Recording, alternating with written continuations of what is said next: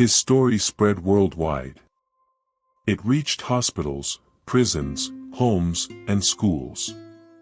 A woman on the verge of suicide said she changed her mind after seeing a video of him sharing bread with a starving woman. A child with cancer asked to meet the boy who talks to heaven. What Teo had wasn't charisma, it was presence. That rare kind of empty hands, full heart that brings peace just by being near. People who had never prayed began to pray. Families torn apart began to reconcile. It wasn't magic, it was a divine miracle in motion. And maybe the most beautiful part. Teo still believed he had done nothing special. He simply followed what felt right. Instead of boasting, he knelt. Instead of speaking, he listened. He had become a vessel for transformation, living proof that you don't need to shout to be heard. Sometimes, living with real faith is loud enough. And the next step in his journey would take him back to where it all began, but this time, with a new mission. Among the millions touched by Teo's story, there was one man, a powerful CEO, with a past full of hardship. He had once been a poor farmer, starving both physically and spiritually. When he saw Teo, he saw himself. And without hesitation, he gave Teo a bold mission, to lead a new fund dedicated to forgotten children.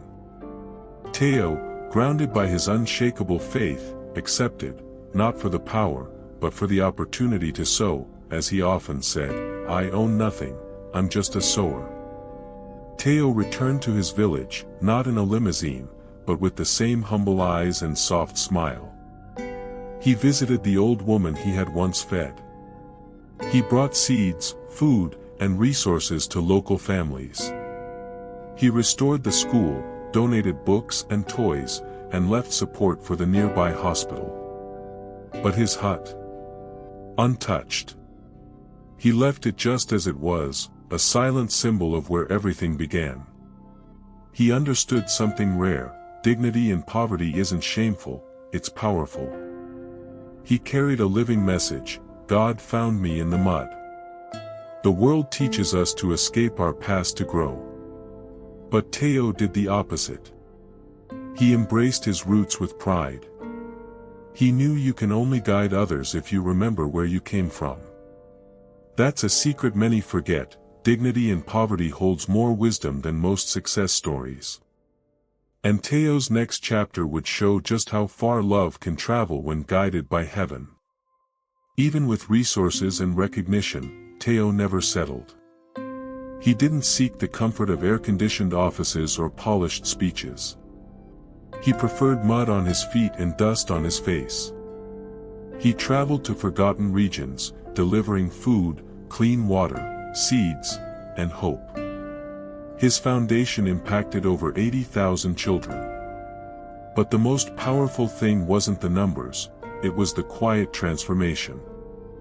People said he carried a kind of silent authority that softened even the hardest hearts. His presence was healing, the reflection of a true story still unfolding. Teo didn't lead with noise, he led with presence. He didn't need a microphone to be heard. His gaze, his listening, his actions were enough. He had become a symbol of what it means to serve without seeking glory. Every child fed, every well dug, every hand held was proof that those with little who give much activate divine multiplication. And you can be part of that. With a gesture, a smile, a visit, a prayer. Love multiplies when given. As Teo always said, whoever sows without expecting will reap beyond measure. Everywhere he went, he left behind a trail of hope. He didn't preach religion, he lived faith. People began calling him Little God, Diosito, though he only smiled in return and said, "Heaven doesn't look for important people, just willing hearts." And the world was now preparing to hear Teo speak his heart, to listen to the boy who never spoke much, but always moved mountains. The auditorium was full. International leaders, politicians, CEOs, journalists, all expecting a polished, well-rehearsed speech. But Teo walked on stage with his old Bible, the same one that had slept beside him in the mud. No script. Just truth.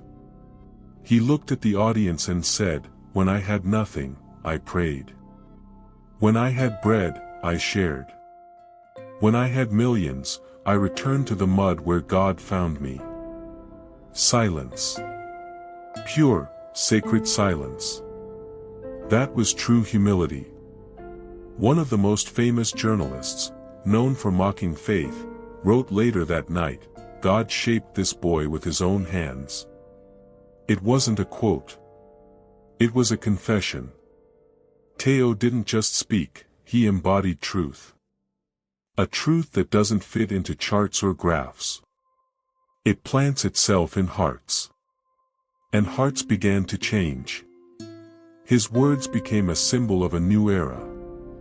One where dignity in poverty and sincere prayer held real value again. Teo didn't try to convince. He was the proof. The room didn't erupt in applause, it erupted in transformation. And he stepped off the stage the same way he walked on, calm, steady, eyes lifted to heaven. And in the shadows of that moment, one more child waited to meet him. Back at his old hut, Teo sat on the doorstep, the same doorstep he had once cried on as a child. A skinny, barefoot boy approached him, eyes wide. "Are you a millionaire?" he asked boldly. Teo smiled, brushed the boy's hair, and answered, "Yes. But not because of money, because I never stopped sharing." He handed him a piece of bread, a piece of shared bread filled with eternity. The boy bit the bread, smiling. Teo looked to the sky and added, "Heaven doesn't look for important people, just willing hearts." At that moment, even the clouds seemed to listen. Someone nearby recorded the moment. It went viral within minutes under the title, "Del Costal al Cielo, From Sack to Heaven." A powerful symbol.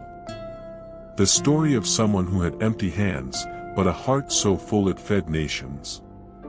A boy the world ignored, but heaven chose. A true story that never really ends. And right there, where the story had begun, Teo became eternal, not through statues, but through action. Through children who learned that to share is to save. Through adults who remembered that what we give defines us, not what we keep. And you, who stayed with this story until the end, maybe something inside you is ready to rise too. Because sometimes, all it takes is believing that your piece of bread can start a divine miracle.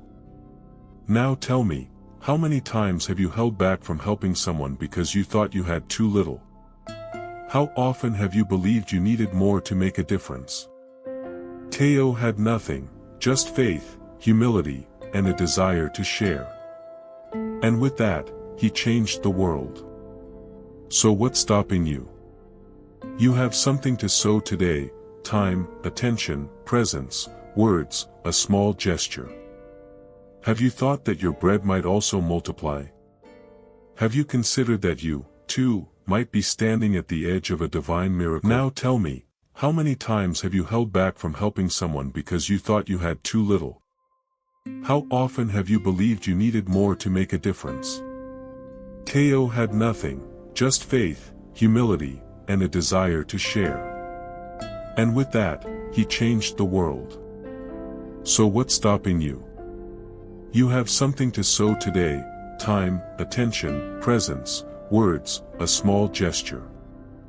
Have you thought that your bread might also multiply? Have you considered that you, too, might be standing at the edge of a divine miracle? Maybe what's missing isn't money, but willingness. The willingness to look sideways. To give even in scarcity. To live like someone who understands, heaven doesn't look for the most powerful, only the most willing. So now it's your turn. What will you do with this story? Let it pass by, or let it plant something in your soul. If this message touched you even a little, subscribe to the channel, hit the notification bell, and share this video with someone who needs hope. Around here, we don't just tell stories, we plant seeds. And one of them might already be in your hands.